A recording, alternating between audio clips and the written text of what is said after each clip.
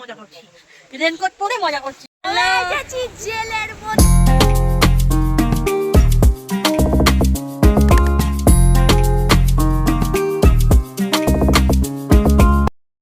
Hello সবাইকে, good morning.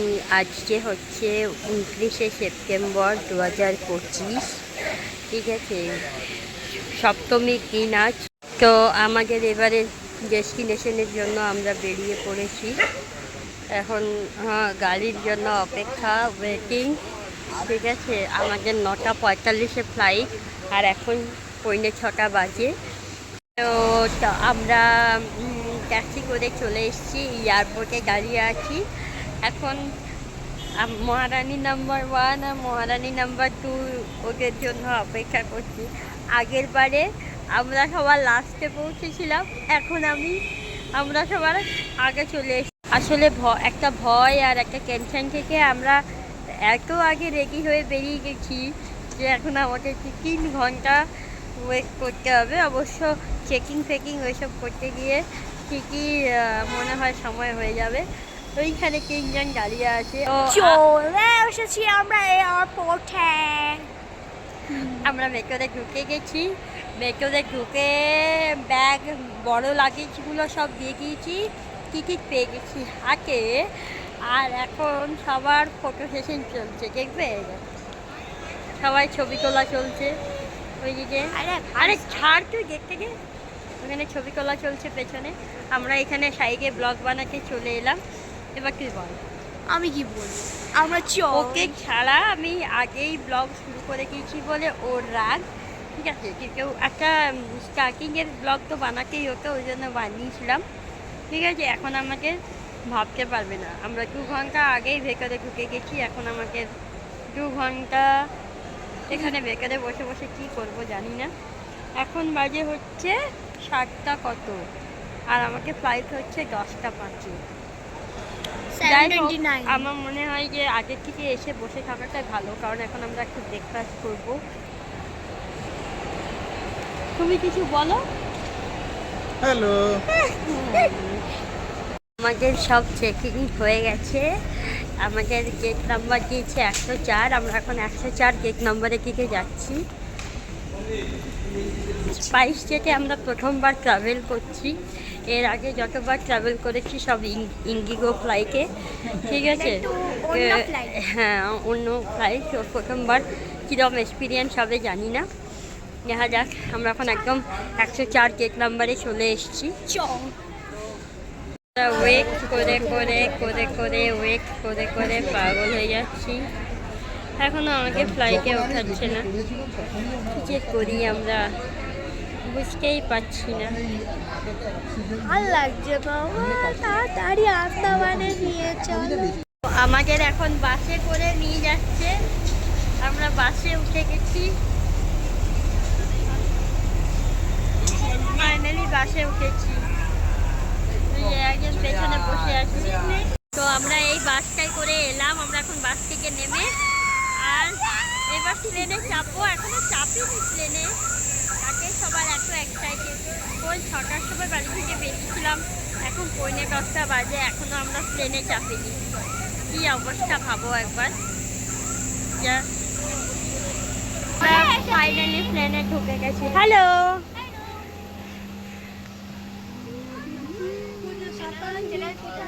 এখন আমরা সিট দেখবো, কোন সিটটা বলে, দেখি কোন সিটটা। আমরা এখন মাঝ আকাশে ভাসছি, ঠিক আছে। আর এখন চা খাচ্ছি, কিন্তু দুর্ভাগ্যক্রমে আমরা একটাও উইন্ডো সিট পাইনি।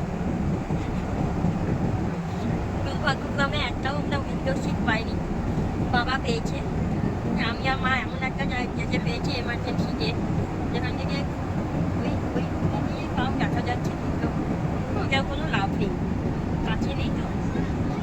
আর মহারানী এখন অন্য সাইডে বসে আছে, আমরা সবাই আলাদা জায়গায় বসতে পেয়েছি। এবার এমন হয়েছে, আমার দিদা আর মাসি আছে একদম সামনে, আমরা আছি এখানে কজন, বাবা আছে পেছনে। গাইস, নামার ল্যান্ডিংয়ের আগে দৃশ্য, এটা উপর থেকে, ঠিক আছে? আমি একদম উইন্ডো সিট পাইনি, তো যেমন পাচ্ছি এখান থেকে বুঝতে পারছো চারদিকটা সমুদ্র। এইবার একটা ফিলিংস এসেছে। Welcome to Andaman. হ্যাঁ হ্যাঁ হ্যাঁ, ফাইনালি আমরা আন্দামান পৌঁছে গেছি। চলে এসেছি, কিন্তু এখানে মারাত্মক লেভেলের বৃষ্টি পড়ছে। আমরা এখন এখান থেকে ব্যাগ কালেকশন করব। এখনো আমাদের ব্যাগ আসেনি। তো আমাদের প্লেন থেকে নামা প্রায় 10-15 মিনিট হয়ে গেছে, আমরা এখনো ব্যাগ পাইনি। ভাবতে পারছো? কি আর বলবো, কারোরই লাগেজ আসেনি, সবাই টেনশনে পড়ে গেছে। কেউ ভাবছে, কেউ বলছে যে পাশে মনে হয় মাঝ সমুদ্রে পড়ে গেছে, কেউ বলছে কোথায় চলে গেল, এখনো ব্যাগ আসছে না। ব্যাগ আসছে না বলে কে চিন্তিত।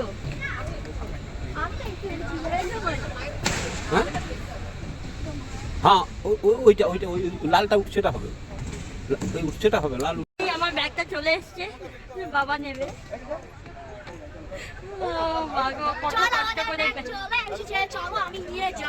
অপেক্ষা করার পর আমাদের ব্যাগ সবার একসাথে পাওয়া গেল। আমরা গাড়িতে উঠে পড়েছি। গাড়িতে উঠে পড়েছি, কিন্তু প্রচন্ড জোরে বৃষ্টি হচ্ছে। আর ওখানে সমুদ্র এখন ঝাপতে আন্দাজে বলছে, এখনো সমুদ্র দেখা যায়নি। দেখা যায়নি ওটা কি? প্রচন্ড জোরে বৃষ্টি ওটা কি হচ্ছে। ওটা কি দেখ না, জল ওটা নয়? আর জানি না, যাই হোক এখন প্রচন্ড জোরে বৃষ্টি হচ্ছে। মেসো ওখানে রয়ে গেছে, অর্ধেক লাগেজ আমাকে দেখছে কি জোরে বৃষ্টি পড়ছে এখন। হ্যালো, আমরা হোটেলে চলে এসেছি, কিন্তু আমরা এখন কান্না পাচ্ছে। কেন? সুইমিং পুল আর কি, আর বৃষ্টির জন্য। বৃষ্টি পড়ছে প্রচণ্ড জোরে। আমরা এখন রুমে পৌঁছে গেছি, কিন্তু আমাকে এখনও রুম দেয়নি। ওদের রুম নিয়ে কিছু ইস্যু হচ্ছে, বুঝতে পারছি না কী সমস্যা। তো যাই হোক, আমরা এখন পৌঁছে গেছি হোটেলে। আমরা ভাবছি রুম না পেলে আগে খাবারই করে নেব, ওরা লাঞ্চ রেডি করে দিয়েছে। দেখা যাক কী হয়। তো ফাইনালি আমরা লাঞ্চ করছি। লাঞ্চে আমাদের বাঁধাকপি, মাছের ঝোল, এটা কি আলু ভাজা আর ডাল, এটাই হচ্ছে আমাদের এখন লাঞ্চ। হ্যাঁ, এগাই আমাদের এখন লাঞ্চ করে তারপর রুমে যাব। রুমের প্রবলেম এখন আর সলভ হয়নি, দেখা যাক কী হবে। বল, আমি কিছু মেশোকে দেখাই গেল। হাই, রেডি হয়ে গেছি, এখনো বৃষ্টি আবহাওয়া রয়ে গেছে, কিন্তু তাও আমরা ঘুরতে বেরিয়ে গেছি। আমরা ফার্স্টে আজকে কুকো বিচ আছে, তার আগে আমরা সেলুলার জেল যাব। সেলুলার জেল থেকে আমরা বিচে যাব, ঠিক আছে? রুমের ব্লগ করা হয়নি, রুমের ব্লগটা পরে করবো, কারণ এক তো তাড়াতাড়ির মধ্যে রেডি হতে হলো, যে সেই জন্য রুমের ব্লগ করা হয়নি। জেলের মধ্যে, মানে আমরা জেলে সেলুলার জেলে আমরা পৌঁছে গেছি, এখনো ভেতরে ঢুকতে পারিনি, টিকিট কাটা চলছে। সেলুলার জেলের ভেতরে প্রবেশ করেই একটি সুন্দর মিউজিয়াম রয়েছে, যেখানে ওই জেলে সাজাপ্রাপ্ত সমস্ত কয়েদিদের নাম, সময় ও ছবি সহ উল্লেখ করা ছিল। এছাড়াও ওই জেল সংক্রান্ত যে সকল ঘটনা ঘটেছিল সেই সমস্ত উল্লেখ করা ছিল। ইনি ছিলেন আমাদের গাইড, যিনি ওই জেল সংক্রান্ত ঘটনাবলী আমাদের সুন্দরভাবে বুঝিয়ে গিয়েছিলেন।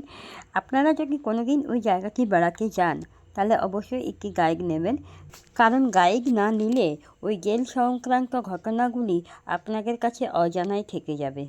প্রথমে তিনি যে গল্পটা আমাকে শুনিয়েছিলেন, যে কয়েদিদের কীভাবে ফাঁসি দেওয়া হতো।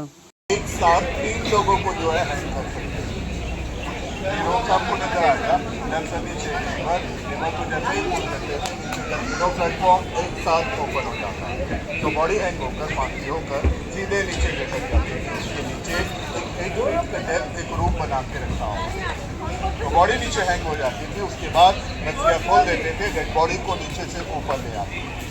डेड डॉक्टर आता था, चेकअप करता था, डेथ हो जाने के बाद हैंगिंग प्लेस के बगल में आप लोगों को एक बाउंड्री वाल नजर आएगा, बाउंड्री वाल पे एक डोर भी नजर आएगा। तो डेड बॉडी को उस डोर से बाहर ले जाकर सीधे समुद्र में फेंक दिया जाता था। घोर क्रेमेशन कोई क्रियाक्रम कुछ नहीं करते थे, डायरेक्ट और उस समय हैंग करते वक्त, फांसी देते वक्त, ये जो फांसी का देखोगे आप कवर्ड करके रखा हुआ बट टोटली ओपन रहता है। तो जितने भी कैदी होते थे सभी लोगों को नीचे ग्राउंड पे लेके आते थे एंड सबके सामने उनको हैंग किया जाता था, सबको दिखाते। এটাই ছিল হ্যাঙ্গিং প্লেস, যেখানে একসাথে 3 জনকে ফাঁসি দেওয়া হতো। তারপর বডিগুলো নিচে এসে পড়তো, সেই বডিগুলোকে একসাথে বেঁধে আবার এই দরজা দিয়ে সমুদ্রের বাইরে ফেলে দেওয়া হতো।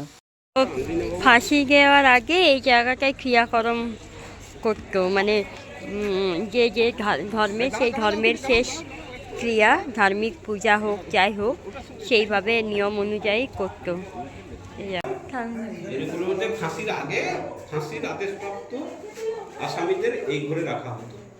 ঘরটা ভীষণ অন্ধকার, কিছুই দেখা যাচ্ছে না। যাই হোক, জেলে সাজাপ্রাপ্ত কয়েদিদের একটি প্রতিকৃতি তৈরি করা রয়েছে, যেখানে কী রকমভাবে ওই কয়েদিদের শাস্তি দেওয়া হতো তার একটি বর্ণনা সেখানে দেওয়া রয়েছে।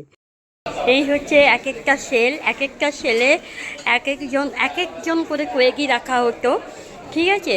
এবার আমি বলছি, এইটা হচ্ছে লক সিস্টেম, এত বড় লক সিস্টেম যাকে কয়েদিরা বাইরে থেকেও খুলতে না পারতো, আর এর মধ্যে দিয়ে খাবার দেওয়া হতো। এক একটা সেলে একদম অন্ধকার থাকতো, ঠিক আছে। ওদেরকে একটা কম্বল, একটা পট, লোহার পট দেওয়া হতো, তার মধ্যে খাবার দেওয়া হতো। এই একটা ফাঁকে এরকম লক সিস্টেম আর একটা ফাঁকে খাবার দেওয়া, এরকমভাবে ব্যবস্থা করা হতো। আর এটা আমরা একটা রোতে হাঁটছি, ঠিক আছে। এইরকম ষাটটা রো ছিল, মানে একটা রোতে মিনিমাম 20 থেকে 40টা মতন মনে হয় জেল আছে, মানে তারও বেশি হবে মনে হয়। যাই হোক, আমরা এত দৌড়ে যাচ্ছি কারণ অলরেডি 4:45 বেজে গেছে, আর 5টার সময় বন্ধ হয়ে যাবে। হচ্ছে সাভারকারের রুম, এখানে সাভারকারকে এখানেই 10 বছর ওনাকে কীরকমভাবে রাখা হয়েছিল, এখানে ওনাকে কোনো পরিবর্তন করা হয়নি।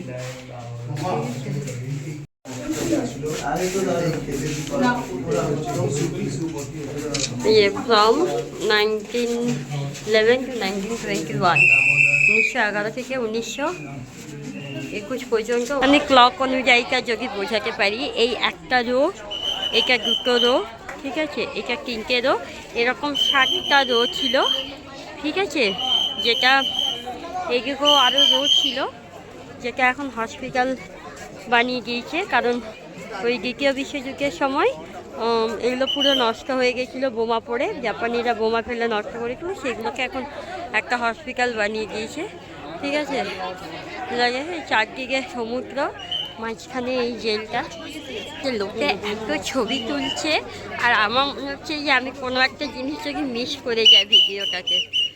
যাই হোক, এই হচ্ছে সেলুলার জেলের ইতিহাস, ঠিক আছে। আচ্ছা, ওই রোগুলোকে এক একটা রোকে মোট 40 জন করে কয়েদি থাকতো, ঠিক আছে, 40 জন করে কয়েদি থাকতো। চারিদিকে সমুদ্র বেষ্টিত ব্রিটিশদের দ্বারা নির্মিত এই সেলুলার জেলের ইতিহাস চেকিং যেন আমাদের গায়ে কাটা দিয়ে উঠেছিল। সব রকমের ঘটনা এইটুকু ভিডিওর মধ্যে আনা সম্ভব হয়নি, তবুও যতটুকু পারলাম এর মধ্যে নিয়ে আসার চেষ্টা করেছি। আশা করি তোমাদের সবার ভালো লাগবে। আমরা বিচে বৃষ্টির মধ্যে তাও মজা করছি, রেনকোট পরে মজা করছি, রেইনকোট পরে আছি, আর আমরা ছাতা নিয়ে মজা করছি, তাও মজা করছি, তাও সমুদ্রে নামতে ছাড়িনি। আমরা তাও নেমেওছি, নেমে পুরো পাটা ভিজিয়েছি, ড্রেস ভিজিয়েছি। তো বন্ধুরা, আমরা কিভাবে আন্দামান গেলাম, সেখানে গিয়ে প্রথম দিন কী কী দেখলাম, কিভাবে গেলাম, সেই সমস্ত অভিজ্ঞতার একটি ছোট্ট স্মৃতি আমি এই ভিডিওর মধ্যে তুলে রাখলাম। তোমাদের সেই ভিডিওটি দেখে কেমন লাগলো অবশ্যই কমেন্টে জানিও।